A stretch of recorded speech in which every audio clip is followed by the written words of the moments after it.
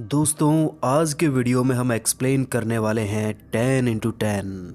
कहानी की शुरुआत में हमें लुइस नाम के एक व्यक्ति को दिखाया जाता है जो कि एक कैफे में बैठा हुआ है और एक लड़की पर नजर रख रहा है। उस लड़की का नाम कैथी है।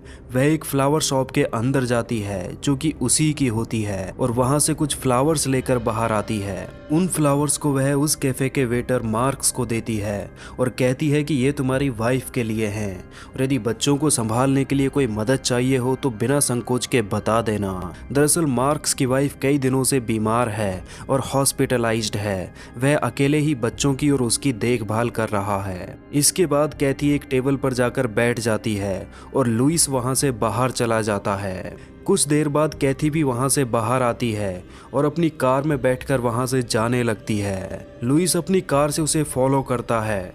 कैथी एक फिटनेस क्लब के पास आकर रुकती है। वह अपनी कार को पार्किंग लॉट में पार्क करके फिटनेस क्लब के अंदर चली जाती है और कुछ देर वहां पर एक्सरसाइज करती है। लुइस पार्किंग लॉट में ही उसके आने का इंतजार करता है। कुछ देर बाद कैथी फिटनेस सेंटर से बाहर आती है और जैसे ही वह अपनी गाड़ी में बैठने वाली होती है तभी लुइस पीछे से आकर उसे पकड़ लेता है और उसके मुंह पर टेप लगा देता है। फिर वह उसे अपनी गाड़ी की डिग्गी में डालता है और वहां से चला जाता है। कुछ ही देर में वह अपने घर पर पहुंच जाता है और कैथी को डिग्गी से निकालकर अपने घर के एक 10x10 के कमरे में बंद कर देता है।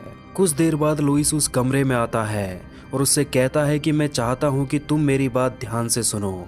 यह रूम 4 फीट मोटी दीवार से बना हुआ है और इसमें साउंड प्रूफिंग की पैडिंग लगी हुई है, इसलिए तुम्हारे चिल्लाने का कोई फायदा नहीं होगा। अब मैं तुम्हारे मुंह से टेप हटाऊंगा और तुम मुझे अपना नाम बताओगी। वह उसके मुंह से टेप हटाता है लेकिन टेप के हटते ही वह जोर जोर से चिल्लाने लगती है, इसलिए लुइस फिर से बाहर चला जाता है। लुइस ने उस कमरे में माइक्रोफोन लगा रखे हैं जिससे वह उसकी हर हरकत को अपने कंप्यूटर पर सुन सकता है। इसके बाद लुइस अपने घर से सबूतों को मिटाने लगता है। वहीं दूसरी तरफ कैथी उस रूम से निकलने की हर संभव कोशिश करती है। वह अपने शरीर से दरवाजे को तोड़ने की कोशिश करती है। फिर उसकी नजर उस कमरे के छोटे से रोशनदान पर जाती है और वह रोशनदान के पास खड़े होकर जोर जोर से चिल्लाने लगती है, लेकिन उसकी आवाज सुनने के लिए वहां पर कोई नहीं होता क्योंकि वह घर शहर से बहुत ही दूर जंगल में एक सुनसान इलाके में था। इसके कुछ देर बाद लुइस फिर से कमरे के अंदर आता है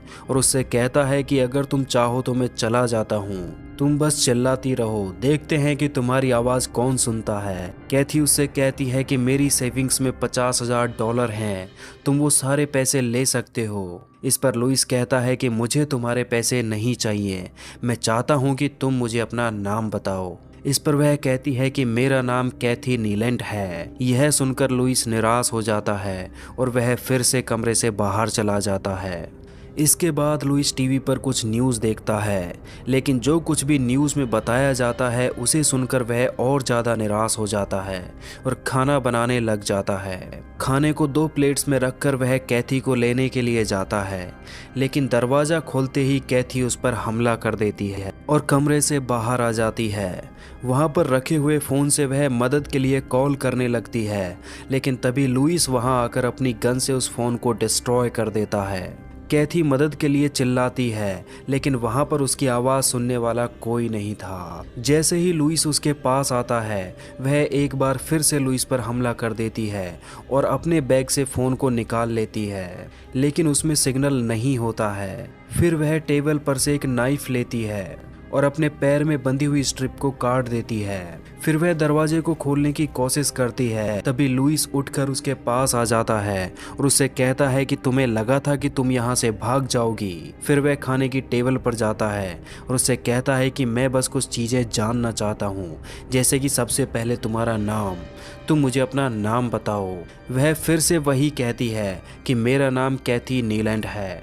वह कहता है कि चलो एक बार फिर से शुरू करते हैं, तुम यहाँ आकर बैठ जाओ, तुम मुझे अपना नाम बताओ। वह फिर से वही कहती है कि मेरा नाम कैथी नीलैंड है। इससे लुइस को गुस्सा आ जाता है। वह खाने की प्लेट को उसके मुंह पर मारता है और वापस उसे कमरे में ले जाकर बंद कर देता है। तभी उसकी मेड सर्वेंट वहां पर आ जाती है। लुइस उससे कहता है कि आज तुम्हारी जरूरत नहीं है, तुम वापस जा सकती हो। वह बिना कुछ बोले वहां से चली जाती है। वह एक बार फिर से उसके कमरे में जाता है और उससे कहता है कि क्या तुम अब अपना नाम बताने के लिए तैयार हो। इस पर वह कहती है कि मैं पहले ही बता चुकी हूँ।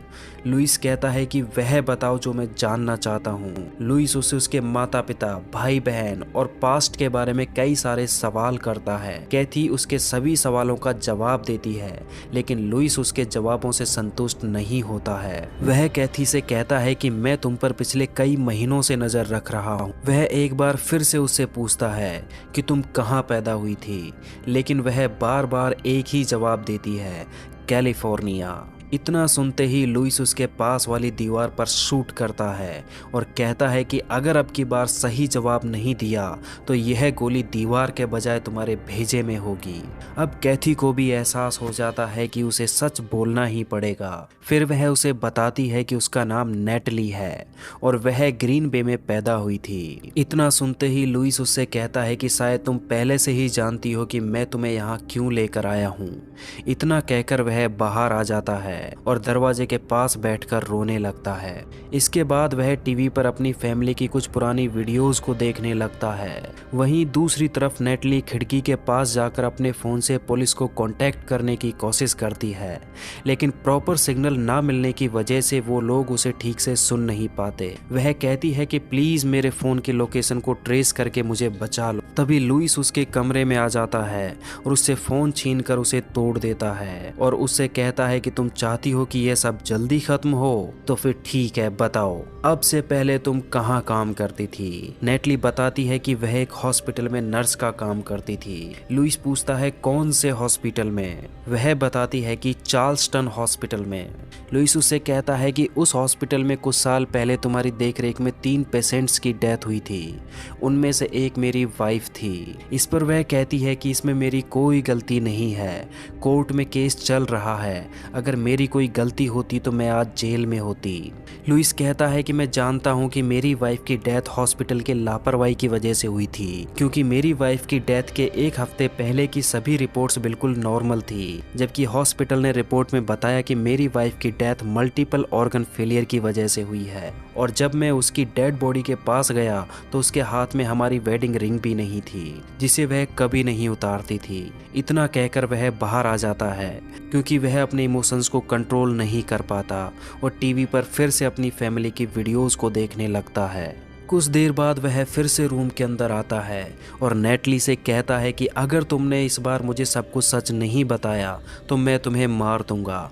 अगर तुम जिंदा रहना चाहती हो तो मुझे पूरी बात बताओ। इस बात से नेटली डर जाती है और लुइस को बताती है कि मैंने ही तुम्हारी वाइफ को और बाकी 2 पेशेंट्स को मौत के घाट उतारा था। लुइस पूछता है कि लेकिन तुमने ऐसा क्यों किया, उन्होंने तुम्हारा क्या बिगाड़ा था। वह बताती है कि मेरे पिता ने मेरी माँ को धोखा दिया और हमें छोड़कर चले गए। इसके बाद सोसाइटी ने हमें आउटकास्ट कर दिया। इस सदमे को मेरी छोटी बहन सहन नहीं कर पाई और उसने अपने आप को ख़त्म कर लिया। तभी से मुझे ऐसे लोगों से नफरत हो गई जो अपने चाहने वालों को धोखा देते हैं। इस पर लुइस कहता है कि लेकिन इस बात से मेरी वाइफ का क्या लेना देना। वह कहती है कि लेना देना है।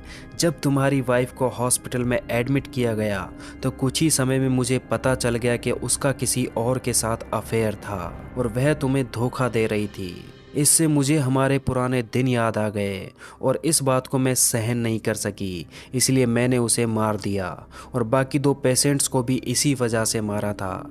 लेकिन किसी को मेरे ऊपर शक नहीं हुआ और मुझे सज़ा नहीं हुई। इससे लुइस बुरे तरीके से टूट जाता है। उसे इस बात पे बिल्कुल भी यकीन नहीं होता कि उसकी वाइफ उसे धोखा दे रही थी और वह बाहर आकर अपनी वाइफ के रिकॉर्डेड वीडियोस को फिर से देखने लगता है। वीडियो में वह देखता है कि उसकी वाइफ के पास किसी का कॉल आता है और उसके चेहरे का भाव बदल जाता है और वह फोन को कट कर देती है। वह उस सीन को बार बार प्ले करके देखता है और वह समझ जाता है कि जरूर उसकी वाइफ का किसी न किसी के साथ अफेयर था। इस बात से वह बहुत ही ज़्यादा दुखी हो जाता है और उस जगह पर आ जाता है जहाँ पर उसकी पत्नी को दफनाया गया था।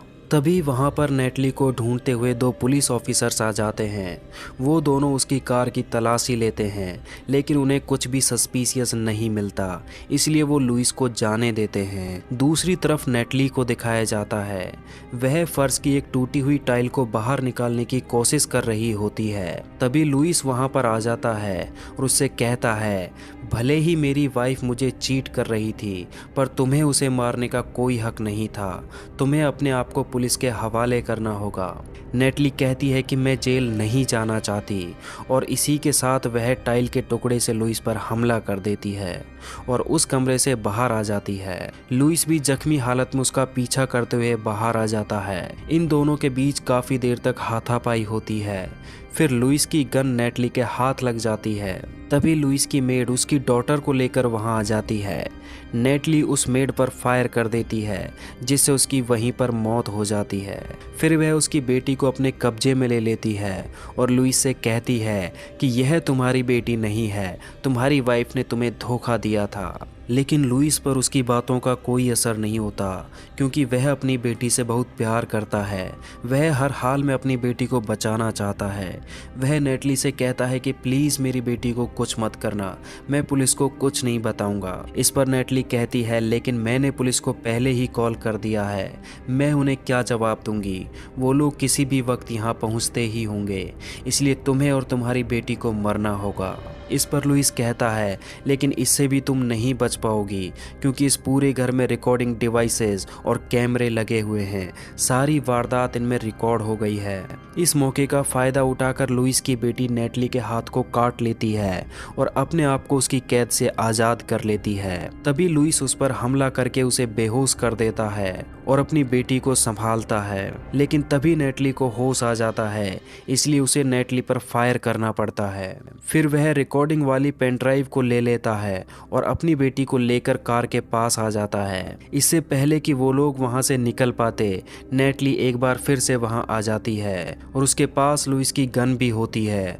वह लुइस पर फायर करती है, लेकिन उसमें गोलियां नहीं होती हैं। फिर इन दोनों के बीच एक बार फिर से फाइट होती है और लुइस गैराज की शटर को उसके ऊपर गिरा देता है, जिससे वह बेहोश होकर गिर जाती है। लुइस जाकर अपनी बेटी को गले लगाता है और तभी वहां पर पुलिस भी आ जाती है, लेकिन लुइस के पास पेन ड्राइव में सारे सबूत थे, जिससे साबित होता है कि नेटली ने ही हॉस्पिटल में 3 पेशेंट्स को मारा था, जिससे नेटली को सजा होगी। और इसी के साथ ये मूवी यहीं पर ख़त्म हो जाती है। आपको यह कहानी कैसी लगी कमेंट बॉक्स में ज़रूर बताइए, और अगर आपको वीडियो पसंद आया हो तो चैनल को सब्सक्राइब कर दीजिए और वीडियो को लाइक कर दीजिए।